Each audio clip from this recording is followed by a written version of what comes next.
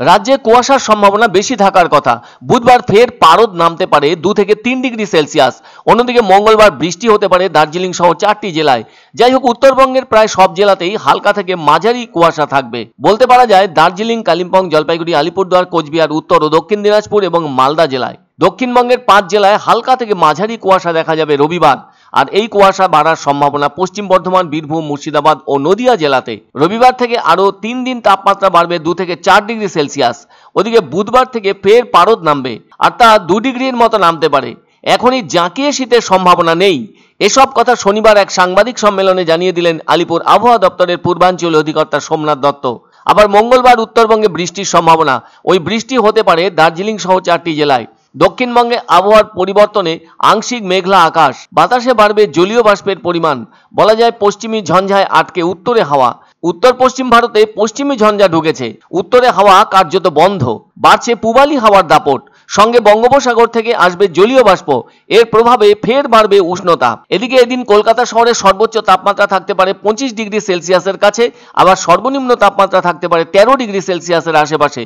আলিপুর আবহাওয়া দপ্তরের যা পূর্বাভাস তাতে দার্জিলিংয়ে হালকা তুষারপাতের সম্ভাবনা। দক্ষিণবঙ্গে আবহাওয়ার পরিবর্তন বলতে আংশিক মেঘলা আকাশ। এদিকে এই শীতের দাপট বেশি দিন স্থায়ী হচ্ছে না, তার কারণ পশ্চিমী ঝঞ্ঝা।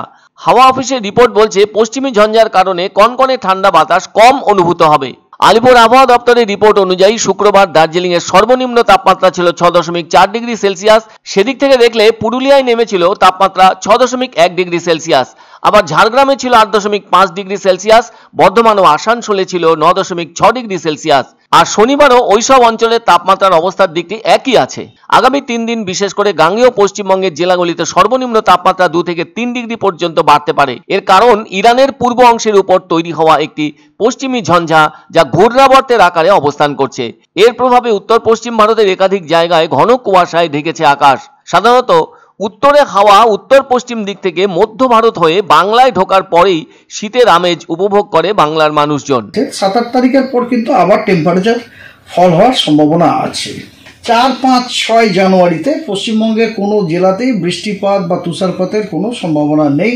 প্রধানত শুষ্ক আবহাওয়া।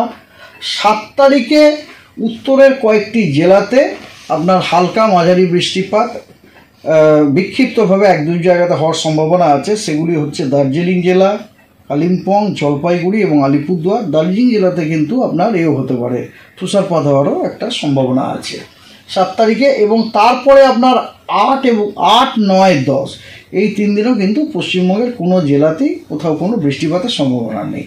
Dry weather.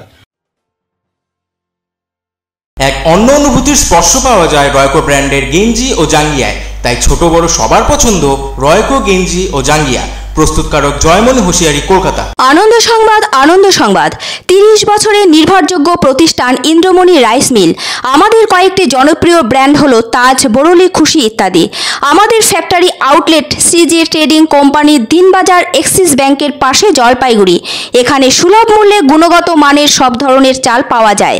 Phone number 9547029475। পছন্দসই সেরা খাবার খেতে হলে সোজা চলে আসুন রুচিসম্মত আধুনিক মানের রেস্টুরেন্ট রাজদরবারে। কেননা এখানেই আপনারা পাবেন ভোজনের রাজকীয় অনুভূতি। শুধু পুজোর সময়ই নয়, সারা বছরই রকমারি খাবার সরবরাহ করাই এই রেস্টুরেন্টের আভিজাত্য। আমাদের ঠিকানা রাজদরবার, রাহুতবাড়ি, বাবুপাড়া, জলপাইগুড়ি। ধামাকা ধামাকা ধামাকা। সানরাইজ মার্বেলের নতুন শোরুম শীঘ্রই আসতে চলেছে জলপাইগুড়ি গৌরীয় মঠের পাশে, নতুন করলা সেতুর কাছে। এখানে পাবেন আধুনিক টাইলসের রকমারি সম্ভার।